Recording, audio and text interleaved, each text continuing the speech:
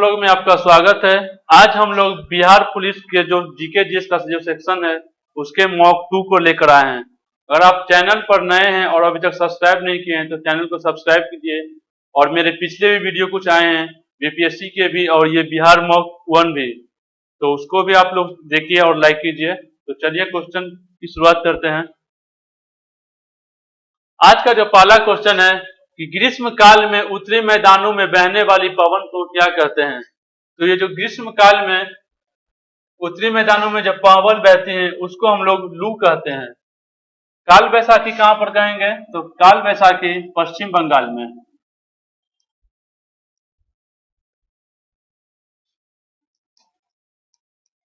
पश्चिम बंगाल में जो पवनें बहती हैं उनको हम लोग क्या कहेंगे, तो काल बैसाखी। अगला क्वेश्चन है मित्र राष्ट्रों में कौन से देश शामिल थे। तो ये जो मित्र राष्ट्र थे ये प्रथम विश्व युद्ध के दौरान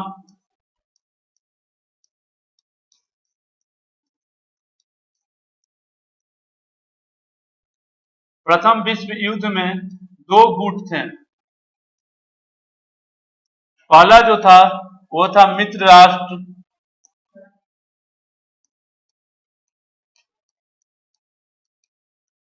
इसमें थे ब्रिटेन, फ्रांस,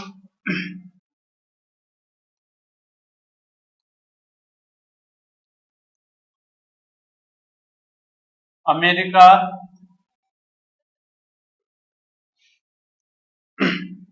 और रूस। दूसरा जो गुट था वो था ध्रुवीय राष्ट्र,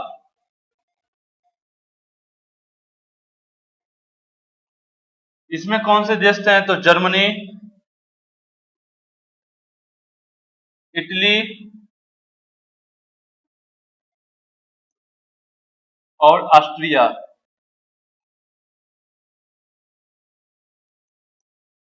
तो क्वेश्चन में पूछा गया है कि मित्र राष्ट्र में कौन थे, तो मित्र राष्ट्र में हो जाएंगे ब्रिटेन, फ्रांस, यूएसए, यानी कि ये और ये दोनों। इसका आंसर जो हो जाएगा 3 नंबर। नेक्स्ट क्वेश्चन, निम्नलिखित में से कौन प्राकृतिक गैस का प्राथमिक घटक है। तो जो प्राकृतिक गैस है, नेचुरल गैस, उसका जो प्राथमिक घटक होता है वो होता है मीथेन। अगला क्वेश्चन है निम्नलिखित में से कौन से मुख्य नायक राज्य थे जो विजयनगर साम्राज्य के पतन के बाद उदय हुए थे। तो विजयनगर जो साम्राज्य था उसके जो संस्थापक थे दो भाई थे, हरिहर और बुक्का। ठीक है, तो जो विजयनगर साम्राज्य जो खत्म हुआ था तो उसके बाद मदुरै, मैसूर, तंजावुर और जिंजी आए थे। इसका जो सही आंसर हो जाएगा 2। अगला क्वेश्चन है नयनकारा प्रणाली के तहत सैन्य प्रमुखों की भूमि को क्या कहा जाता है। तो ये जो नयनकारा प्रणाली है ये किससे संबंधित है, तो विजयनगर साम्राज्य से ही। विजयनगर के जो योद्धाएं सेनापति होते थे उन्हें कहा जाता था अमर नायक।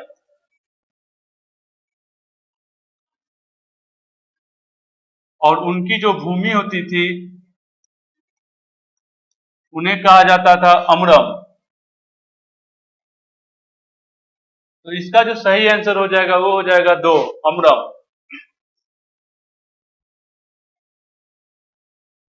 अगला क्वेश्चन है निम्नलिखित में से कौन सा एक उप धातु है।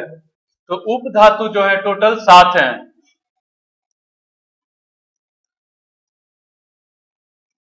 पहला हो जाएगा आपका बोरॉन, दूसरा हो जाएगा सिलिकॉन, तीसरा हो जाएगा जर्मेनियम,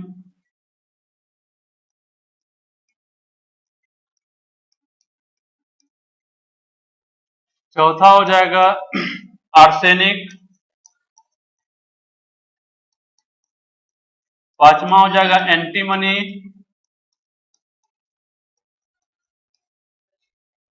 छठा हो जाएगा टेल्यूरियम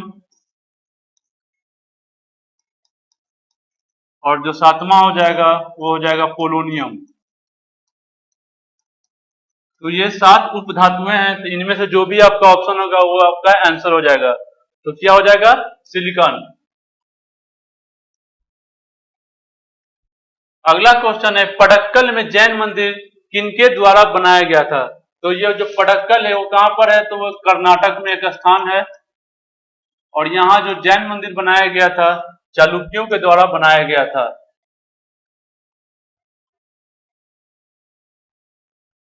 अगला क्वेश्चन है, निम्नलिखित में से किसने दिल्ली में स्वदेशी आंदोलन का नेतृत्व किया था? तो सबसे पहले बात करते हैं स्वदेशी आंदोलन की। स्वदेशी आंदोलन की जो शुरुआत हुई थी वो बंगाल विभाजन के समय हुई थी, 7 अगस्त 1905 को। तो इसका जो दिल्ली में नेतृत्व किया था वो थे सैयद हैदर रजा, और ये लाला लाजपत राय ने कहां से किया था? तो पंजाब से। और अगर मुंबई से पूछा जाए तो बाल गंगाधर तिलक ने इसका नेतृत्व किया था। अगला क्वेश्चन है, जोग जलप्रपात किस राज्य या केंद्र शासित प्रदेश में है? तो जोग जलप्रपात जो है वो कर्नाटक में है, और अगर नदी पूछे थे किस नदी पर है? तो शरावती नदी पर है।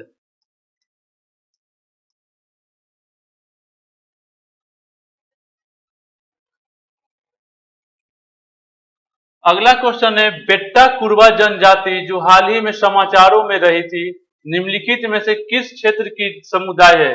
जो बेट्टा कुरवा जनजाति है ये तमिलनाडु में पाई जाती है, और कहां पर? तो ये नीलगिरी में।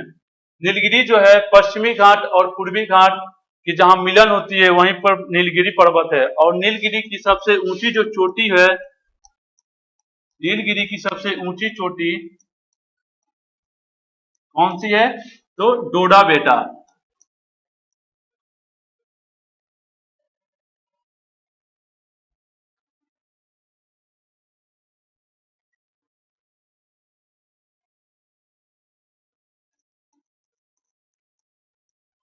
डोडा बेटा जो है वो नीलगिरी की सबसे ऊंची चोटी है। अगला क्वेश्चन है, डैश राजनीतिक दलों और चुनाव लड़ने वाले उम्मीदवारों द्वारा चुनाव के समय पालन किए जाने वाले मानदंडों और दिशा निर्देशों का एक समूह है।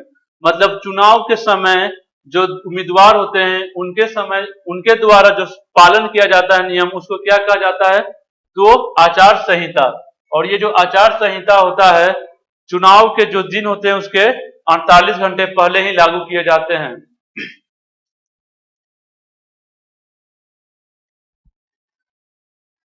अगला क्वेश्चन है, क्वासी-ओरकर रोग किसकी कमी से होती है? तो क्वासी-ओरकर जो रोग होता है वो प्रोटीन की कमी से होती है। प्रोटीन की कमी से एक और रोग होती है, उसको कहते हैं मरासमस। प्रोटीन की कमी से दो रोग होते हैं, एक क्वासी-ओरकर और एक मरासमस। मरासमस जो होते हैं वो आमतौर पर बच्चों में ही होते हैं। अगला क्वेश्चन है, किस संविधान संशोधन के द्वारा मंत्री परिषद का आकार निर्धारित किया गया था? तो जो मंत्री परिषद का आकार को निर्धारित किया गया था वो था 51वां संविधान संशोधन 2003। इसमें यह बोला गया था कि जो मंत्री परिषद का आकार होगा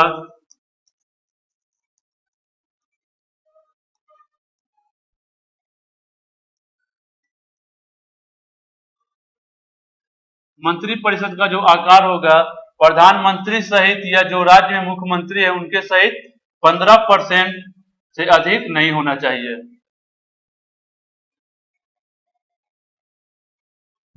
अगला क्वेश्चन है, 2011 की जनगणना के अनुसार निम्नलिखित में से किस केंद्र शासित प्रदेश में लिंगानुपात सबसे कम है? तो लिंगानुपात सबसे कम कहां पर है? तो लिंगानुपात आपका सबसे कम है दमन और दीव में। और अगर ज्यादा पूछे तो कहां पर है? लिंगानुपात सबसे ज्यादा किस यूनियन टेरिटरी में है? तो वो आपका हो जाएगा पुदुचेरी। उसी तरह लक्षद्वीप, लक्षद्वीप में साक्षरता सबसे अधिक है, साक्षरता अधिक। और दादर नगर हवेली में साक्षरता सबसे कम।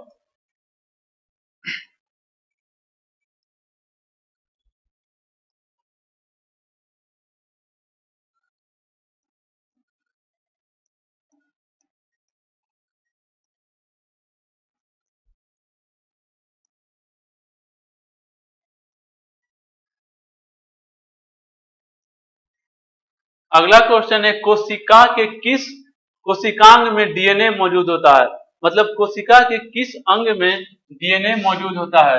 तो डीएनए जो होता है कोशिका के तीन भाग में पाया जाता है, एक होता है हरित लवक, दूसरा होता है केंद्रक और तीसरा होता है माइटोकॉन्ड्रिया। तो इसका जो है सही आंसर हो जाएगा आपका हरित लवक, केंद्रक और सूत्रकणिका, इसी को कहते हैं माइटोकॉन्ड्रिया।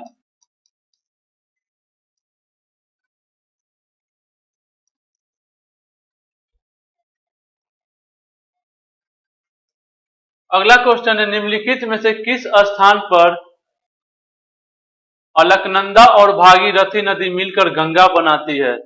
तो अलकनंदा और भागीरथी मिलती है कहां पर, तो ये आपका हो जाएगा देव प्रयाग में। रुद्रप्रयाग में अलकनंदा और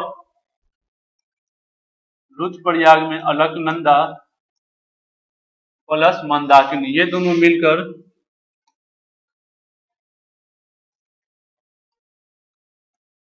रुद्रप्रयाग का निर्माण करती है। अगला क्वेश्चन है भारतीय रिजर्व बैंक की स्थापना किस वर्ष हुई थी। तो भारतीय रिजर्व बैंक की स्थापना 1 अप्रैल 1935 को हुआ था। 1 अप्रैल 1935। इसी तरह अगर बोला जाए कि भारतीय रिजर्व बैंक का नेशनलाइजेशन कब हुआ था, राष्ट्रीयकरण, तो 1 जनवरी 1949 को।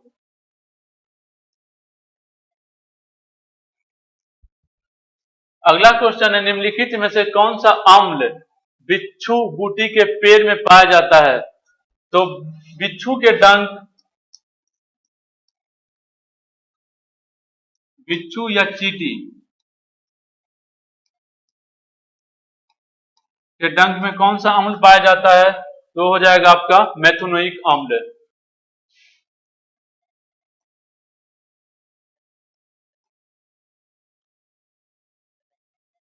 सिट्रिक अम्ल किसमें पाया जाता है, तो सिट्रिक अम्ल आपका सिरका में हो जाएगा।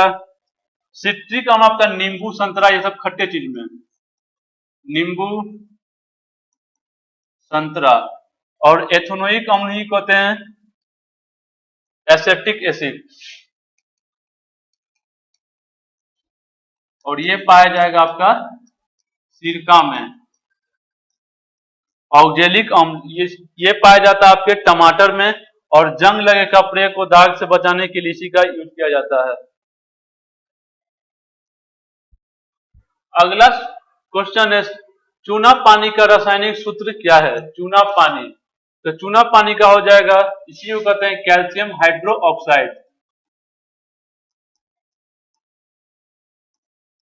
कैल्शियम हाइड्रोक्साइड, तो कैल्शियम हाइड्रोक्साइड का जो फॉर्मूला हो जाएगा आपका CaOH2। Ca हो जाएगा कैल्शियम ऑक्साइड, ये हो जाएगा कैल्शियम कार्बोनेट। चूना पत्थर इसी को कहते हैं।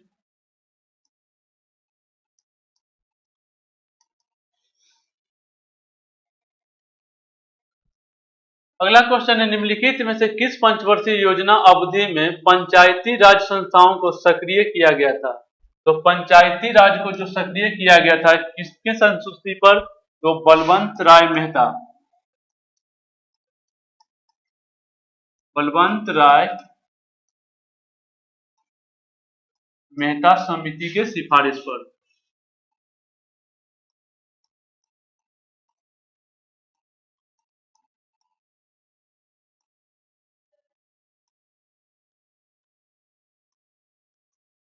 ये आए दिए थे कब अपना सिफारिश, तो 1957 में। तो 1957 आपका आ जाएगा दूसरी पंचवर्षीय योजना में, क्योंकि इसका जो कार्यकाल था 1956 से 61 तक।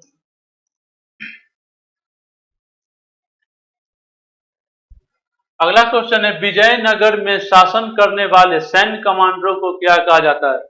तो इस क्वेश्चन को तो हमने पहले ही डील कर दिया था। सैन्य कमांडरों क्या कहा जाता था, तो अमर नायक, और इनकी जो भूमि थी उनको क्या कहा जाता था, अमरम। नेक्स्ट क्वेश्चन है फतेहपुर सीकरी को किसके द्वारा मुगल साम्राज्य की राजधानी के रूप में स्थापित किया गया था। तो जो फतेहपुर सीकरी है वो अकबर की राजधानी थे, और इसका जो निर्माण किया गया था कब,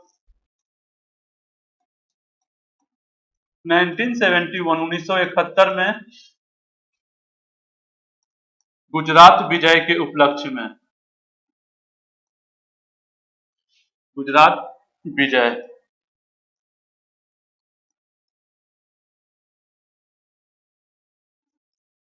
अगला क्वेश्चन है, निम्नलिखित में कौन सी फसल उत्तर भारत में रबी से संबंधित है? तो रबी की जो प्रमुख फसलें होती हैं वो कौन कौन सी होती हैं? तो जौ, सरसों, गेहूं, अलसी,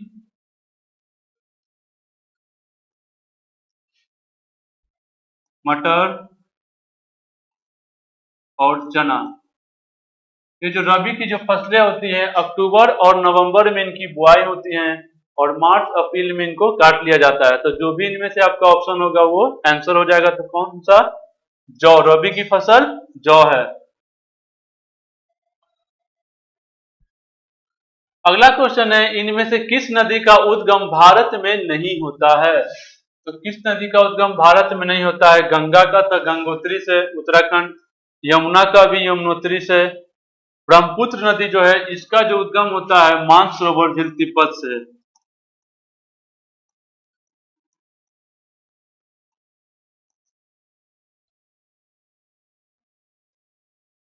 तिब्बत से, तो इसका जो सही आंसर हो जाएगा आपका ब्रह्मपुत्र।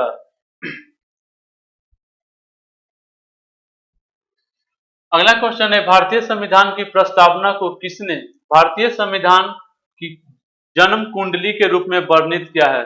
तो प्रस्तावना को जन्म कुंडली किन्होंने कहा था? तो के.एम. मुंशी, कन्हैया लाल मणिलाल मुंशी ने।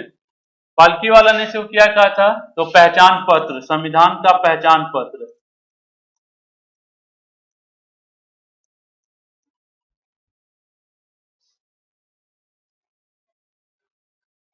अगला क्वेश्चन है मिलान करने के लिए।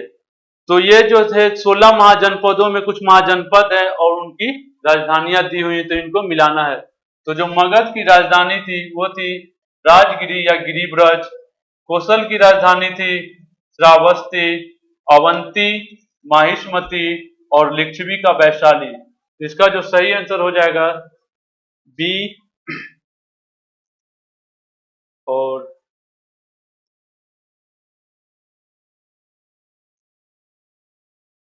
इसका जो सही आंसर हो जाएगा ये बी डी ए सी। हड़प्पा सभ्यता के लिए जीवन निर्वाह का प्राथमिक तरीका क्या था? तो हड़प्पा सभ्यता के दौरान जो जीवन निर्वाह का प्राथमिक तरीका था वो था कृषि एवं व्यापार करना।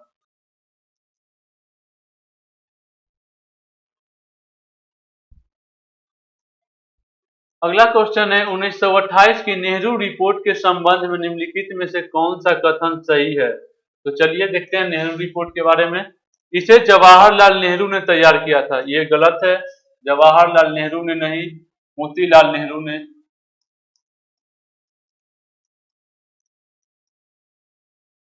दूसरा है, रिपोर्ट ने स्वतंत्र गणराज्य की बात की थी। तो स्वतंत्र गणराज्य की बात नहीं की थी, डोमिनियन स्टेट की बात की गई थी इसमें।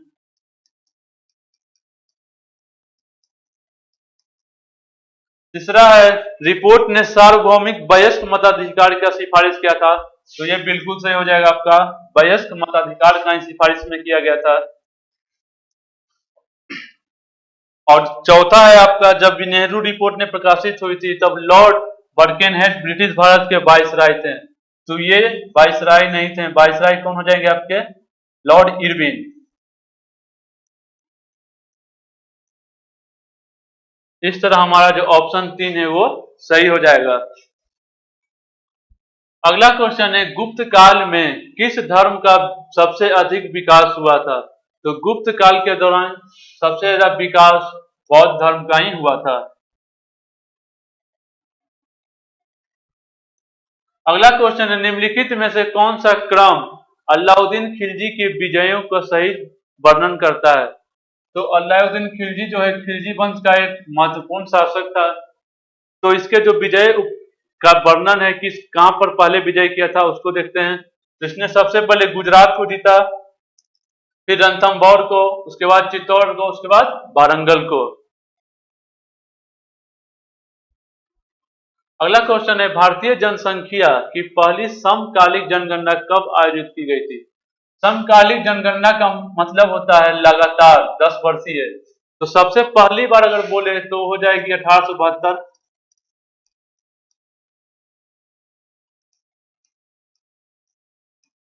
लेकिन यहाँ एक टर्म दिया हुआ है समकालिक, मतलब 10 वर्षीय, तो इसका जो सही आंसर हो जाएगा आपका 1881। अगला क्वेश्चन है, निम्नलिखित में से कौन सा प्रावधान कनाडा के संविधान से नहीं लिया गया है? तो कनाडा के संविधान से क्या क्या लिए गए देखते हैं। सशक्त केंद्र के साथ संघीय व्यवस्था, ये लिया गया है।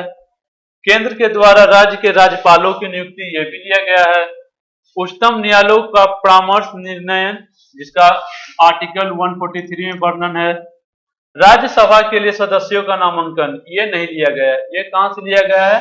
तो दक्षिण अफ्रीका से।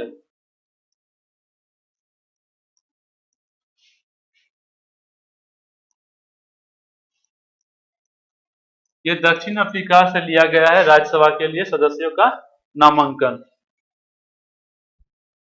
अगला क्वेश्चन है, निम्नलिखित में से कौन अकबर का राजस्व मंत्री था? अकबर का जो राजस्व मंत्री था, फाइनेंस मिनिस्टर, वो कौन था? तो आपका जो आंसर हो जाएगा टोडरमल।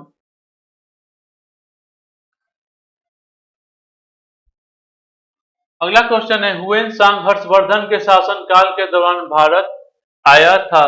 तो हुएन सांग जो था वो कहां से आया था, कहां का यात्री था? तो हुएन सांग जो था वो एक चीनी यात्री था, और इसे भारत में यात्रियों का राजकुमार और नीति का पंडित भी कहा जाता है।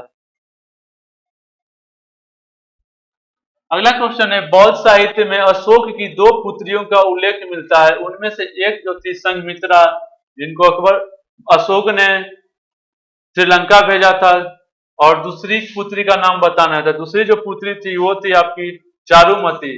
कारूबा की पत्नी का नाम था।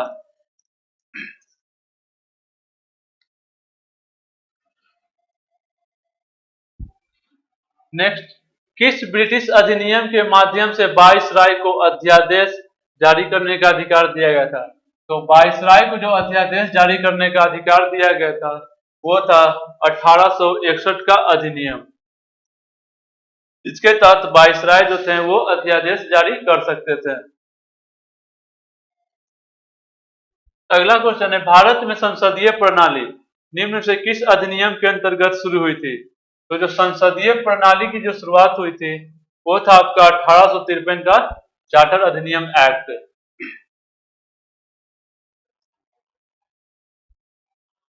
अगला क्वेश्चन है, भारतीय क्रांति की जननी किसे कहा जाता है? तो भारतीय क्रांति की जननी जो थी वो मैडम भिखाजी कामा को कहा जाता था।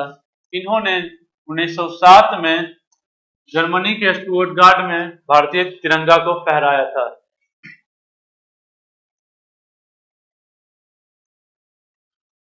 अगला क्वेश्चन है, कौन सा तट पश्चिमी तट का हिस्सा नहीं है? तो पश्चिमी तट में 3 तट आते हैं। एक आता है काठियावाड़ गुजरात में, कोंकण महाराष्ट्र गुजरात, और मालाबार तट, ये तीनों आते हैं।